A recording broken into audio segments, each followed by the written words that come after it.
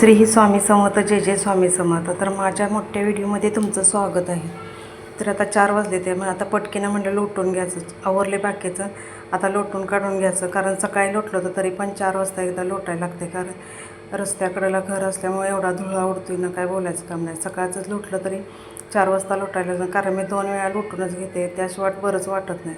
बाहेर धुळ्यात पाय ठेवला की सगळ्या घरभर धुळा होतं, म्हणून चकवाने लोटून घ्यायला लागले.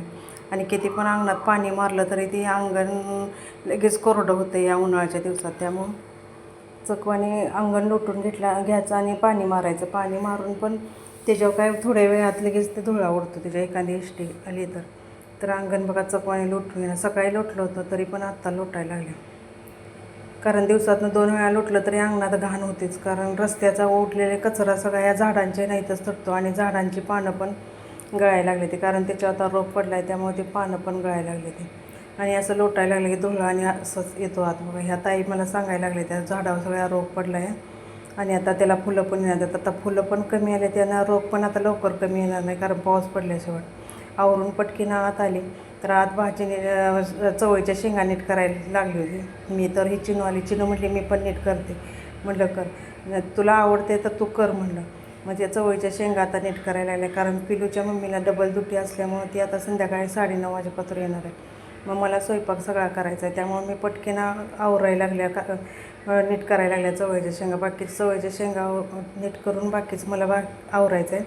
पिलूला पटकीनं जेवाय घातलं म्हणजे तो जेवला की मग एकदा त्याचं टेन्शन नसतं. तर आता माझ्या शेंगा सुलून झाल्या, त्या ह्यो पसारा आवरायला लागल्या. पसारा आवरून भरून ठेवल्या पिशवीत. आता देवाला आरती लावायसाठी वर आल्या, कारण आमचा देवघर वर असल्यामुळं मी वर आले. आणि कसं असतं, देवाला एकदा आरती लावली म्हणजे पुन्हा खाली गेलं म्हणजे टेन्शन नसते, पण आणि स्वयंपाकाला लागलं म्हणजे काय नाही, म्हणून पटकीनं आरतीला अगरबत्ती लावून घेतली आणि खाली निघाले. कारण खाली पण आमच्या हॉलमध्ये साईबाबांचा फोटो आहे. साईबाबांच्या फोटोला पण अगरबत्ती लावा आणि छोटीशी गणपतीची मूर्ती. देवाला एकदा आरती लावून खाली आलं म्हणजे पुन्हा टेन्शन. हे बघा आमच्या हॉलमध्ये साईबाबांचा फोटो आहे आणि एक छोटीशी मूर्ती आहे. आणि बाकी मग देवाचं काम झालं म्हणजे स्वयंपाकाला लागलं म्हणजे पुन्हा काय बाकी टेन्शन नसते.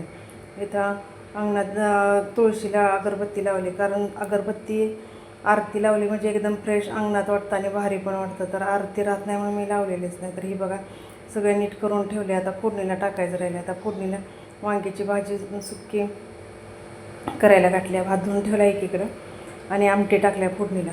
आता पटकीनं आवरून पिलूला जेवाय घालायचं म्हणून पटकीनं कणिक मळाय घेतल्या. कणिक मळून झाली की चपाती केली की त्याला चारायचं, मग बाकीचं बघायचं. तर बघा माझा व्हिडिओ कसा आवडला असेल तर लाईक करा, शेअर करा, कमेंट करा.